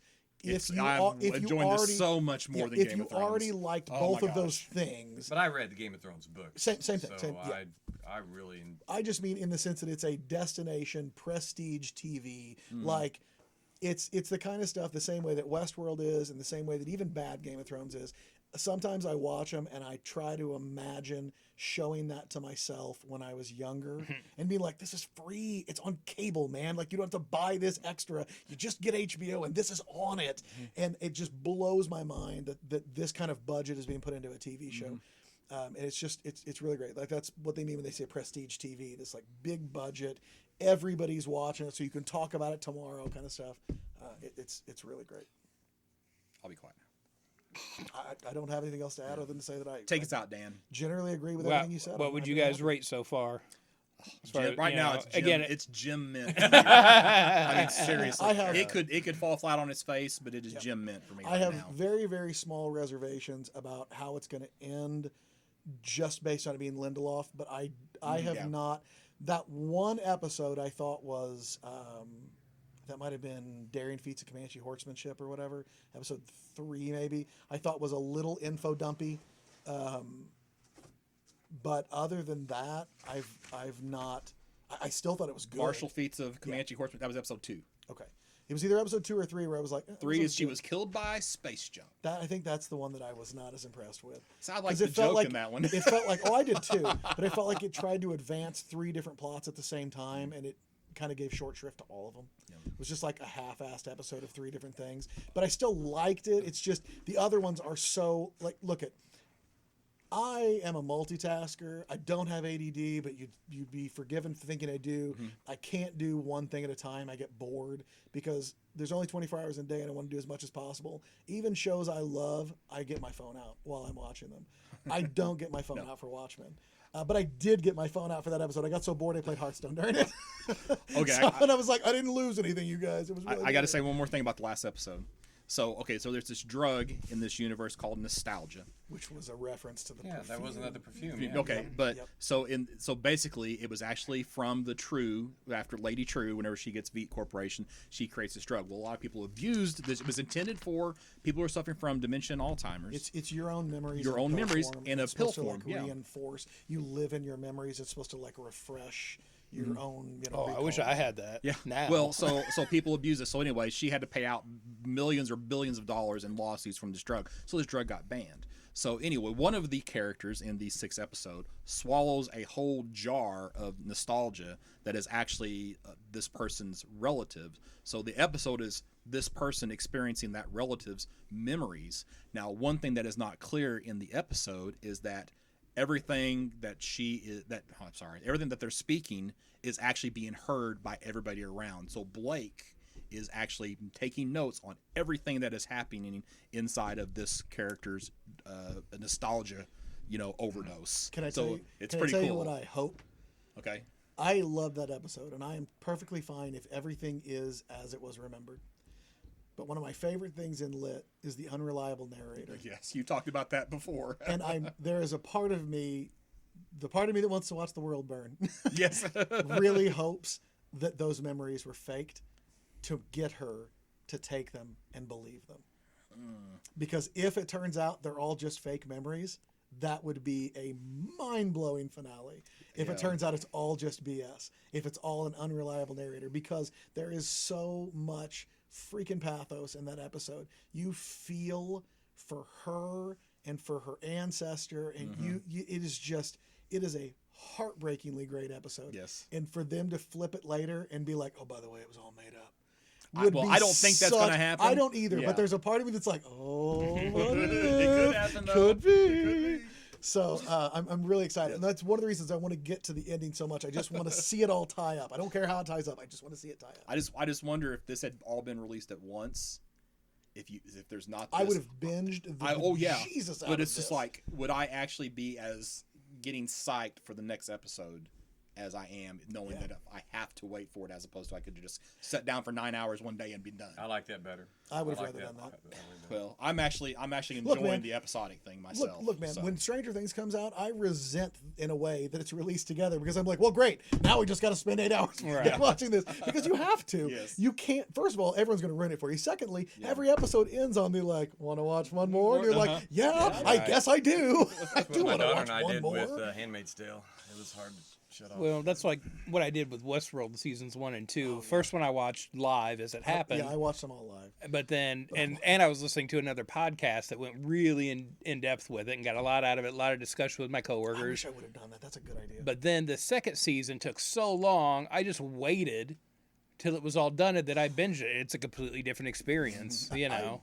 It's to keep it more on a comic track. I continuously, when I worked here and in all the years since, it's not the right word, but it's the best word I got. I admire trade waiters because I have no effing idea how you get online and see what's going on in Tom King's Batman or whatever and be like, okay, I'm going to read that in a couple of months when that comes out in trade. I'm like, respect to you, my friend, because I can't do that. But like, I have tried multiple times to become a trade waiter, and I'm like, nope, turns out I'm not that guy, man. I can't do it. I have to read floppies. That's all I can do. And that's the same way I am. I don't know how you waited on Westworld. Knowing it was there and it was available to you, honestly, legitimately, I'm not being sarcastic.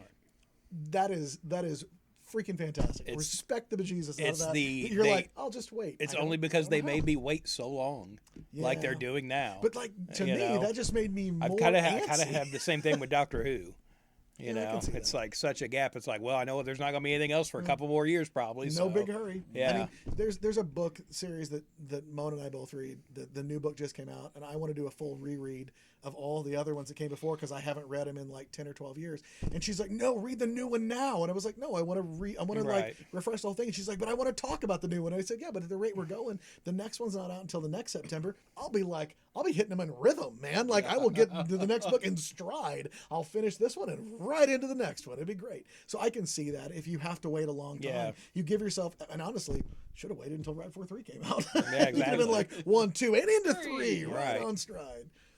Yeah, I'm super excited about it. I'm 3 more episodes. Come on, bring them, bring it. Oh, and it ends the week before DC's big week. Oh, okay. It ends the Sunday before all of this stuff happens. Doomsday Clock ends 3 days after Watchmen ends, which is absolutely on purpose. And unrelated. And the Watchmen companion too. So like, when we go offline, because we haven't talked about this show yet, but I'm bringing it up on the show because I'm going to badger both of you to do it. We got to talk about Castle Rock because I want to talk about Castle Rock. About a Stephen King Castle? Yeah, on Hulu. I have assumed you're talking to these two and not me. Oh, I'm talking to you. I'm talking to you, big boy. How big of a commitment is Castle Rock? It's not that many episodes. Okay, I could probably be 10. How is that conflict related? Well, Joe Hill writes comic books. Marvel has Stephen King's Dark Tower. Yeah. So what is it? Is it It's not. It's genre. separate story based that touches on all the other And then the Castle Rock Stephen King Avengers. Kind of.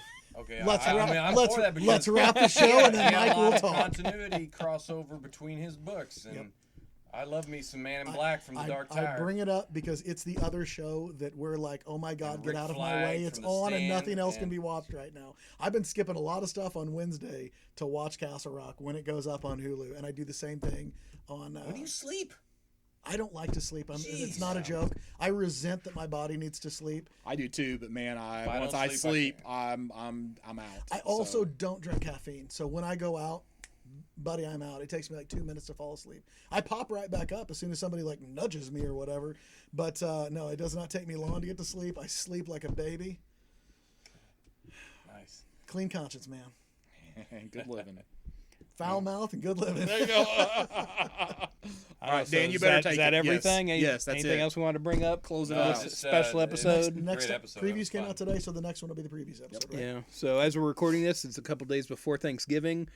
Be sure to get in Wednesday, get your books before you have to go deal with your family. Books will be here like normal. You know, Everything is already in. we're not really doing too much for Black Friday. We'll be open regular hours. Saturday, Small Business Saturday, so come by the store, support your local comic shop. Yep.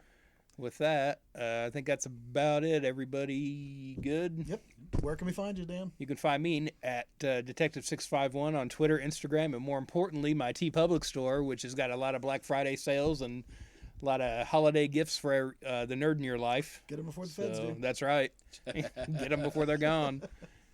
Scott? Birdcomics.com, burgcomics.com, stores.ebay.com/birdcomics, and I've got a Facebook for sale page. I post a few things in there every once in a while. at? You got social media you want to plug? I've always stayed out of Facebook because of my job in law enforcement. Yeah. I do have a Twitter account that has 17 followers. If you want to join Nice. that retinue, I'm pretty sure I'm one of them. I was gonna say, 5. I never post. I'm more Literally of a following consumer Atchison on right social now. media. But yeah, that's how you can reach me. Or through the store here. All these guys have my information. I really enjoyed being with you all tonight. Man, I Time wish you having were here you. every time. Yeah. And I wish you would have watched Watchmen so we could really I talk know, about it. man. Oh, don't worry. Next episode, I will call in. I'll call all of your phones until you answer. I'll Dude, we find have out when talked you're- about that when you're before. recording. That, like the way some people do the patch somebody in on a Yeah, phone and right. record it Yeah. separately. Live via satellite. Yeah. I tell you what, if I thought there was any chance that we could do it and it would sound good, we would. Yeah. But I'm just convinced. Every time I listen to a podcast where they've got people Skyping or whatever, and it Yeah. just there's I problems. don't mind it as problems. much if what I mind is the ones where every single person is calling on a conference call and you get the Yeah, like yeah. really wildly different like richness of the tone And and the stuff. timing's It'd be a little off, different if it's like the three of us and Mike. That probably wouldn't People bother me. walk Whether over it's each other because technically available. because there's a delay. Yeah, there's Yeah. a delay. Yeah. So- So no, if I did it, it would be a random mess with you type call. Yeah, so if you want to hear Mike more often and you are a sound engineer and want to set that up for us, Let us know how that works. Yeah. If you do, come on down yeah, to Campus make- Comics at 816 East Main Street, Suite B in Carbondale, Illinois. Say Dan sent you.